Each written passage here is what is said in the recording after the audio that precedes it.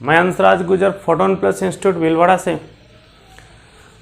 आज जो मैं वीडियो बना रहा हूँ वो विशेषकर उन विद्यार्थियों के लिए हैं जो कंपटीशन की तैयारी करते हैं।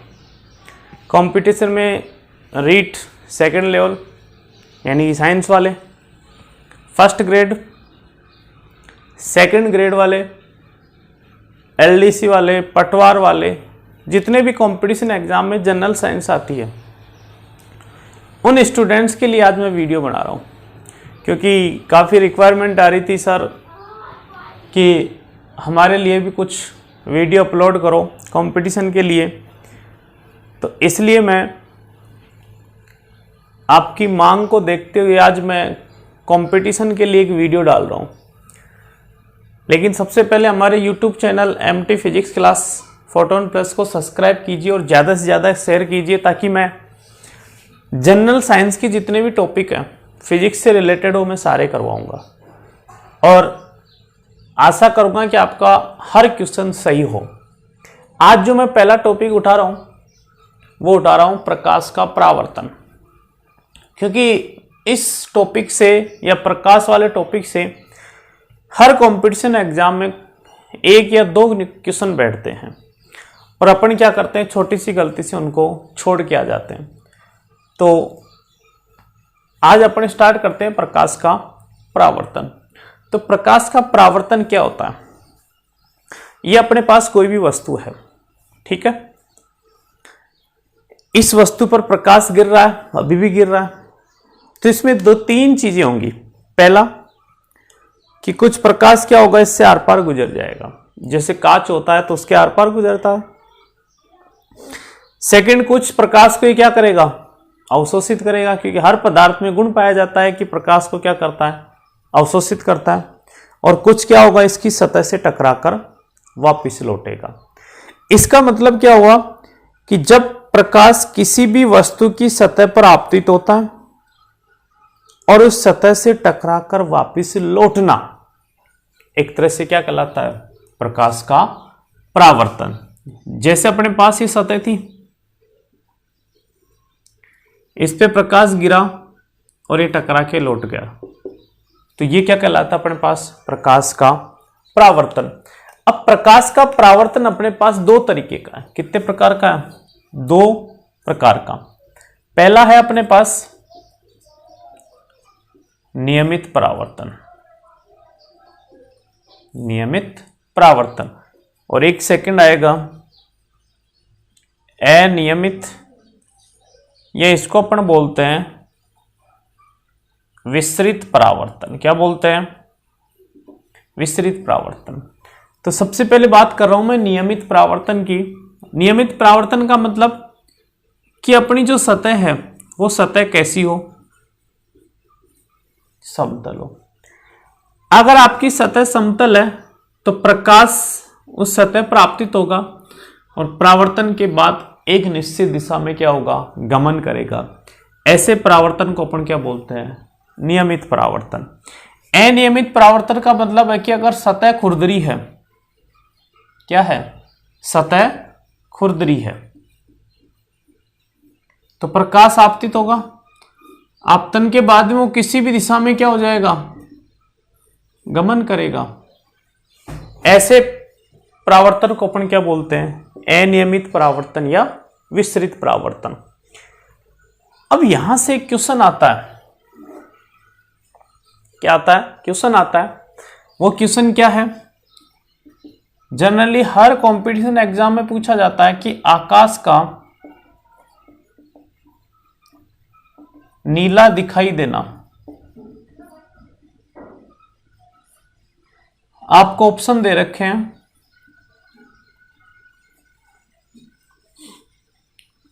प्रकीर्णन,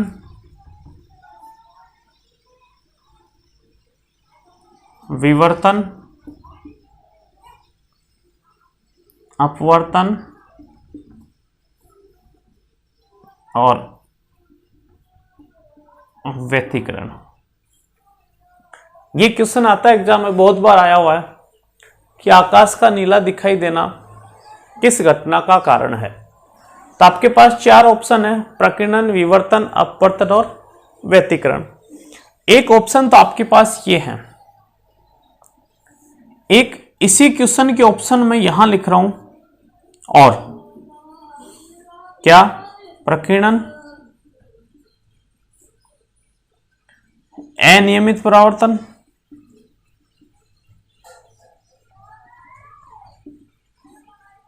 अपवर्तन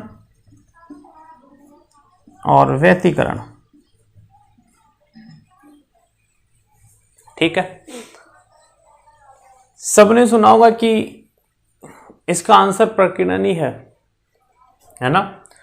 क्या आकाश का नीला दिखाई देना किस घटना का कारण है? प्रकीर्णन का। लेकिन पहले मैं प्रकीर्णन बताता हूं होता है क्या।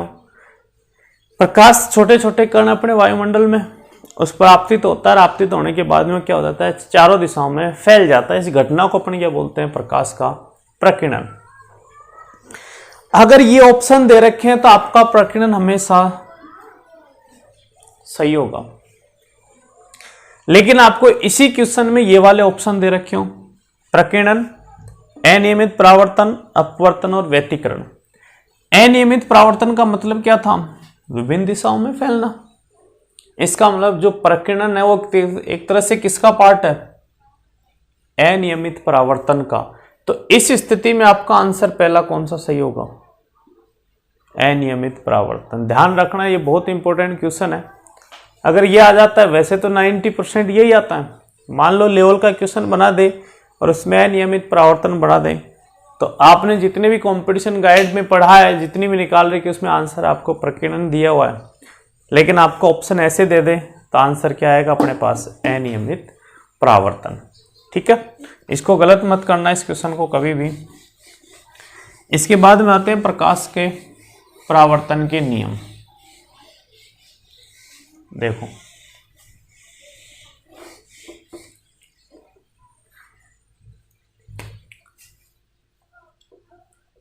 परावर्तन के नियम। ये अपने पास सतह है, ठीक है, परावर्तक सतह। ये क्या हो गया? अभिलंब। क्या हो गया? ये प्रकाश की किरण आ रही है और ये जा रही है। प्रकाश की किरण, क्या? प्रकाश की किरण, ये बहुत खतरनाक है किरण, पता ही नहीं चलेगा कहां से है कहां पे चली गई, तो इससे बच के रहना थोड़ा सा। लेकिन आजकल कोई नहीं बचता किरण से, सब पास में जाना चाहते हैं किरण के। तो ये आपतित किरण होगी अपने पास, और ये कौन सी हो गई? परावर्तित, यानी कि जाने वाली। ये आपतन कोण आई और ये क्या हो जाएगा? अपवर्तन कोण, सॉरी परावर्तन कोण आर। पहला नियम क्या है कि आपतित किरण, अभिलंब और परावर्तित किरण तीनों एक ही तल में होते हैं। किस में होते हैं? एक ही तल में। पहला नियम तो यह है कि आपतित किरण, अभिलंब और परावर्तित किरण तीनों एक ही तल में होते हैं। सेकंड, ये नियम इंपॉर्टेंट है भाई, ऐसे कैसे पूछता है कि एक तो आपतन कोण अपने पास और एक परावर्तन कोण, यानी कि कोण आई बराबर कोण आर, यानी कि आपतन कोण और परावर्तन कोण सदैव क्या होते हैं? बराबर होते हैं। अब एग्जाम में इसी पे न्यूमेरिकल आएगा आपके पास, क्वेश्चन पूछता है इसमें। क्वेश्चन क्या पूछेगा? एक तो सिंपल से दे देगा कि निम्न में से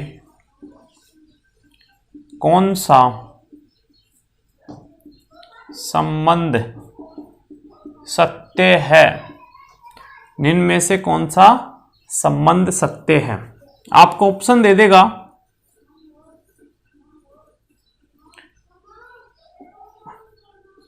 I greater than R,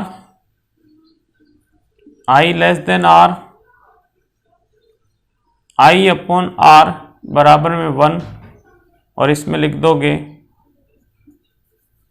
इनमें से कोई नहीं, इनमें से कोई नहीं। ये सेकंड ग्रेड में आया हुआ क्वेश्चन है। कितना आसान क्वेश्चन है, कि निम्न में से कौन सा संबंध सत्य है। आपने ऑप्शन पढ़ा और अपन क्या करते हैं, बहुत जल्दबाजी करते हैं, क्योंकि फिजिक्स के क्वेश्चन जल्दबाजी से गलत होते हैं। और सर ने तो क्या लिखाया था, कोण आई बराबर में आर। अरे यार वो तो दिख ही नहीं रहा इसमें, क्या नहीं हो रहा इसमें, दिख ही नहीं रहा, क्योंकि अपन को तो कौन सा चाहिए, बराबर वाला। और एक ऑप्शन है ना इनमें से कोई नहीं, लगा दो ना टिक इस पे, तो अपन क्या करते हैं, टिक लगा देते हैं, और वहीं पर अपन क्या हो जाते हैं, गलत हो जाते हैं। यहां पे देखो तीसरे वाले ऑप्शन पे कोण आई बटे आर यानी कि बराबर है। अगर मान लो 2 बराबर 2 है तो इनको भाग दोगे तो कितना आएगा, 1 ही तो आएगा। इसका मतलब आपका ऑप्शन कौन सा सत्य होगा, ये वाला। क्या होगा, ऑप्शन सत्य ये होगा। एक सिंपल सा क्वेश्चन आया हुआ है ये, और आ भी सकता है। इसका मतलब ये हो गया कि आपतित किरण 30 डिग्री कोण पे आ रही है तो 30 डिग्री कोण पे ही जाएगी। तो एक न्यूमेरिकल से भी बन सकता है। तो एक यहीं पर एक क्वेश्चन लेता हूं मैं सिंपल सा, क्या लेता हूं देखना।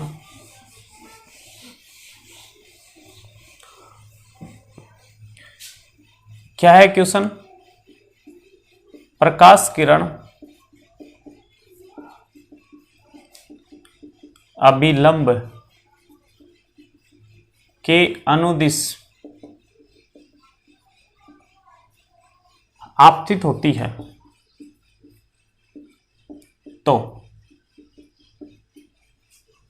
परावर्तन कोण कितना होगा।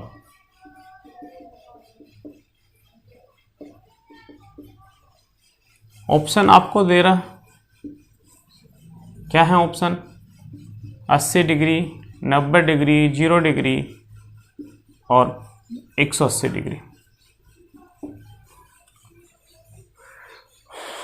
क्या होगा, थोड़ा सोचो 2 मिनट के लिए, क्या पता आंसर आ जाए अपना।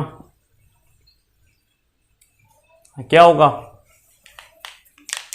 देखो क्वेश्चन पढ़ो कि आपको क्वेश्चन दिया गया है कि प्रकाश किरण अभिलंब के अनुदिश, अभिलंब अपना यही है, अभिलंब के अनुदिश यानी कि ऐसे आ रही है तो परावर्तन कोण कितना होगा।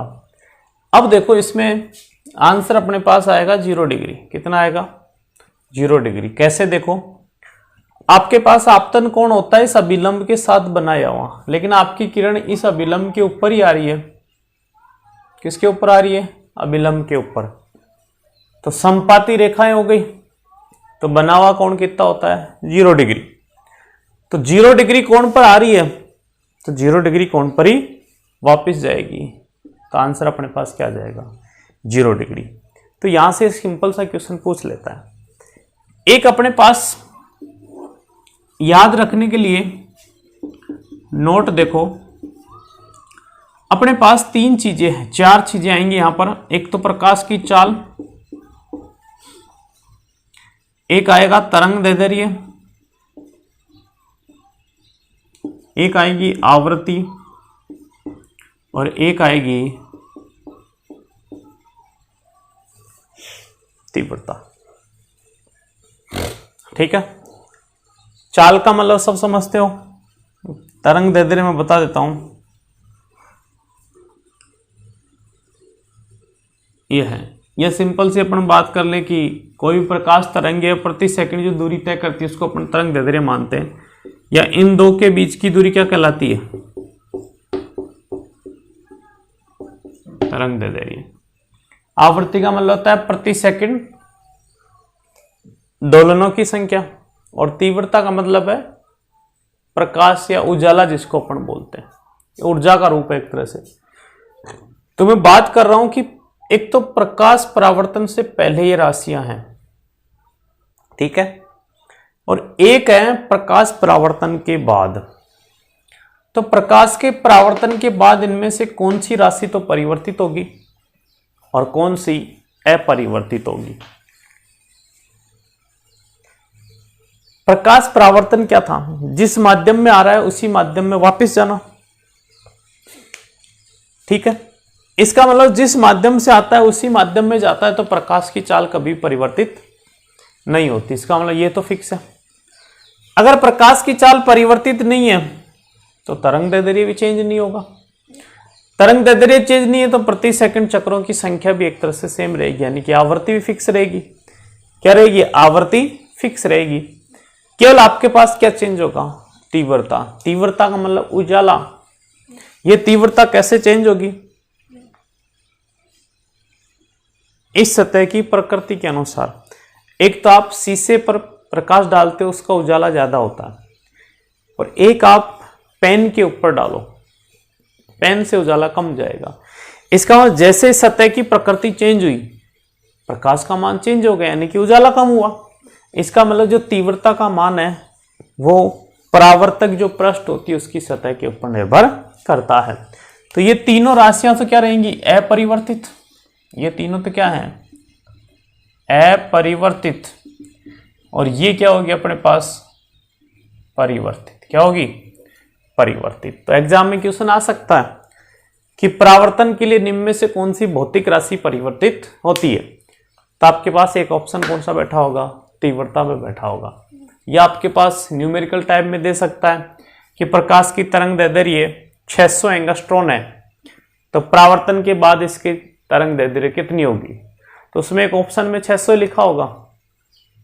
कभी ये मैं सोचना है कि डाटा दे दिए तो कुछ अलग आंसर आएगा, नहीं, अपरिवर्तित रहता है, अपरिवर्तित रहता है।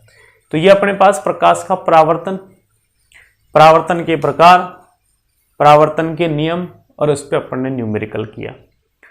इसके आगे जो टॉपिक पढ़ेंगे अपन, वो अपन पढ़ेंगे समतल दर्पण। कौन सा पढ़ेंगे?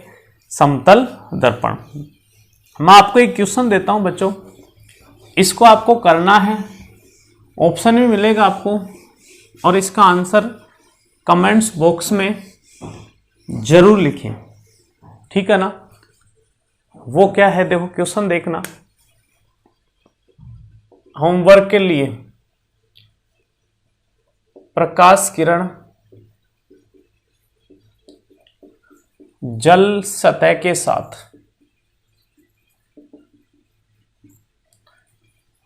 40 डिग्री कोण पर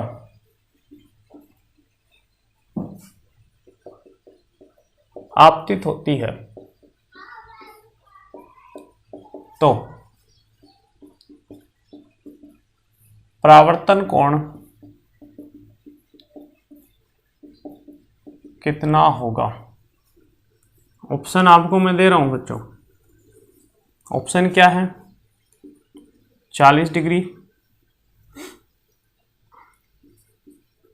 50 डिग्री,